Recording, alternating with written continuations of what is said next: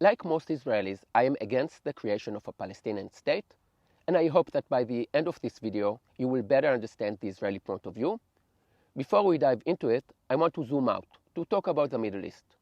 You hear so much about what is wrong with Israel, but if you look at the countries surrounding Israel, you quickly see that the situation there is much worse. Lebanon is falling apart. Syria has already fallen apart. Jordan and Egypt are not stable. There is a terrible war in Yemen, and you probably know about the chaos in Iraq, Iran, and Afghanistan. Do you know how many Syrians died last year in the terrible war there? You probably don't, so let me tell you, 6,500. Most of them are civilians. That's about 20 deaths a day. If Israel were to kill 20 Arabs a day, there would be violent demonstrations throughout the Arab world and in many European cities. Do you know how many children have died so far in the civil war in Yemen? You can't blame Israel for it, so maybe it is not that important. Have you ever Googled women's rights in Egypt? Please do. Some of the basic rights, and I mean very basic rights, that Western women enjoy will never be enjoyed by most Egyptian women. And I could give you 10 more sad examples. Now, you might say that I'm trying to distract from the main issue, but if you claim to be outraged by what Israel is doing, but you don't care about all the horrible things that are happening just a few kilometers from here, then maybe you are being a bit of a hypocrite. If you disagree with me, cool, I love discussions. I love free speech, but try to be fair. Don't just call me a liar or say that I'm biased. Those are not proper arguments against what I'm saying. I can't find much in the way of democracy, human rights, and women's rights in the Arab Muslim society. Prove me wrong if you can. Now let's talk about the so-called Palestinians. When the British came here at the end of World War I, they basically invented two nations, the Jordanians and the Palestinians. Two nations that never existed before. It is very easy to prove that. Name a Palestinian leader before Arafat. Show me a Palestinian coin. What were the borders of this land? The land of Israel has been a pilgrimage destination for 3,000 years. First for the Jews who came to the Jewish temple in Jerusalem, and also in the last 1,600 years for Christian pilgrims. Millions of pilgrims came from all over the world to visit the holy sites.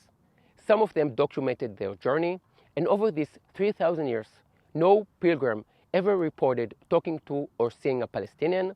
They saw Jews, Arab, Druze, Armenians, but no one ever encountered a Palestinian. Even when the Arabs revolted against the British in the 1930s, they themselves called it the Arab Revolt and not the Palestinian Revolt.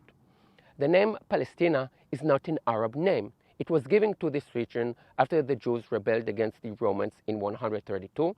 The Romans got so mad at the Jews that they attempted to erase the connection between the Jews and their land. So they changed the name of Jerusalem to Ilia Capitolina and the name of Judea to Palestina. So if you're anti-imperialism and anti-colonialism, you should really be pro-Israel and anti-Palestinian, seeing as they got their name from the colonial Roman Empire and borders from the British Empire.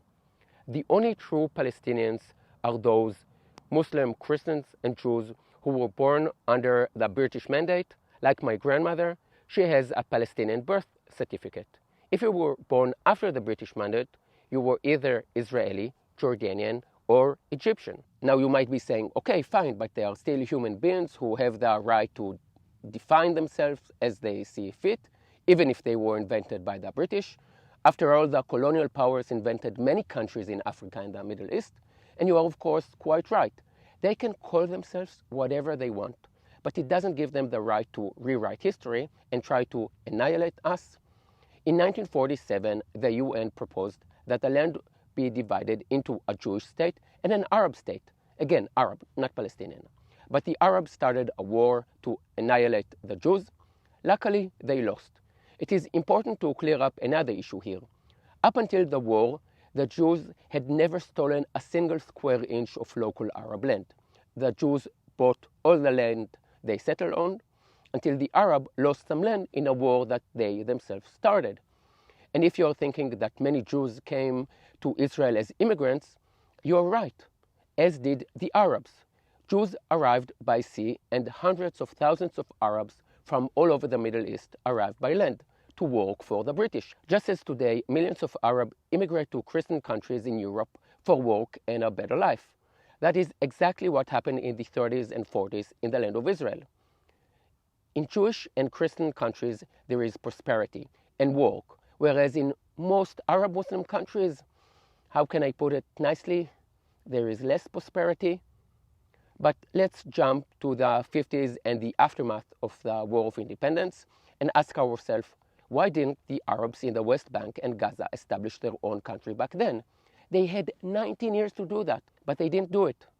Now, what is interesting is that only after 1967, when the Arabs had threatened to wipe Israel out again and lost again, that they suddenly decided to become a nation state. The Palestinians don't want a peaceful state alongside Israel. They want to eliminate Israel. Now, I will say something that might surprise you. I respect Hamas much more than the so-called human rights organizations that act against Israel, because at least Hamas is a movement of honest. They are extreme people that say what they want. The Hamas declaration starts with a sentence, Israel will exist until Islam obliterates it. I respect them, and so should you. They don't say, we want a peaceful democratic state alongside Israel. Maybe that's what some people in the West want them to want. But the Arabs are very clear in their objectives. Even Hamas doesn't claim that it's the Palestinian who will wipe out Israel, but rather Islam. And it is not just their words. It is interesting to see how the Palestinians treat each other. Take Israeli society. There are many political, social, and religious tensions between us Jews. But despite these tensions, there have been very few occasions where the tension actually erupted into violence. In Israel, you can have huge demonstrations without smashing windows or burning cars. Only very rarely have Jews killed other Jews due to political differences. And each time it has occurred, Altalena, the murder of Dehan, Tubiansky, Rabin, and Emil Grünzweig, it was a national trauma that we still talk about decades after it happened. The Palestinians have killed thousands of other Palestinians in internal conflicts. Often the Palestinians kill more fellow Palestinians in a single day than Jews have killed fellow Jews over the course of 100 years. And the way you behave in your house is the way you act outside. A few days ago, a Palestinian terrorist murdered a man and 2 boys. As usual, the Palestinians celebrated with fireworks and candy in the street, and this is what they published. So what is the solution? Golda Meir, the Israeli prime minister in the 70s, said that peace would come when the Arabs loved their own kids more than they hate us. When you see what the Arabs are doing to one another, you know that peace is still far off. The huge amount of violence in the Arab Muslim world, 500,000 dead in Syria, 350,000 dead in Yemen, violence and upheaval in Lebanon, in Iraq, in Libya. All of this turmoil has nothing to do with Israel and the Jews and everything to do with Arab Muslim values. It is disappointing to see that there are no Arab leaders stating this very obvious fact. Think about it. All the Muslim organizations you hear about in the news, ISIS, Hezbollah, Hamas, the Muslim Brothers, Al-Qaeda, Taliban, organizations that have the support of hundreds of millions of Muslims worldwide, are not big fans of democracy or women's rights. And as far as I know, and I might be wrong, they are not a big fans of the LGBTQ plus community either. Large parts of the left somehow fail to notice it. Instead of demonstrating against the cruel Iranian regime and supporting the brave Iranian women, the mayor of Barcelona last week decided to cut off all connections with Tel Aviv because of Israeli apartheid. 2 million Arabs are living in Israel. There are hundreds of active mosques in Israel. Arabs in Israeli parliament and Arabs in Israel Supreme Court. Do you know how many Jews live in the Palestinian authorities? 0. Nada. Gurnisht. Arabs enjoy more rights in the Jewish state than in any other Arab country in the Middle East. The hatred toward Israel is so strong that the left-wing parties of Europe will cut off Tel Aviv, a city where women are free and gay couples can adopt children, but keep donating to Hamas, which throw gay people from rooftops. It is more than hypocrisy. It is madness. Even if Israel were to disappear from the face of the earth tomorrow, there would still be no peace in the Middle East. And adding another corrupted Arab Muslim dictatorship with no human rights, a Palestinian state, will definitely not bring peace and stability to the region. Please help me share the truth. Like, subscribe, and share this video. If you disagree with me and have a smart comment to make, then write it below, and I promise I will make a video in response. I will provide the links to in-depth videos I've made about the conflict in the end screen. See you in the next video. Yalla bye.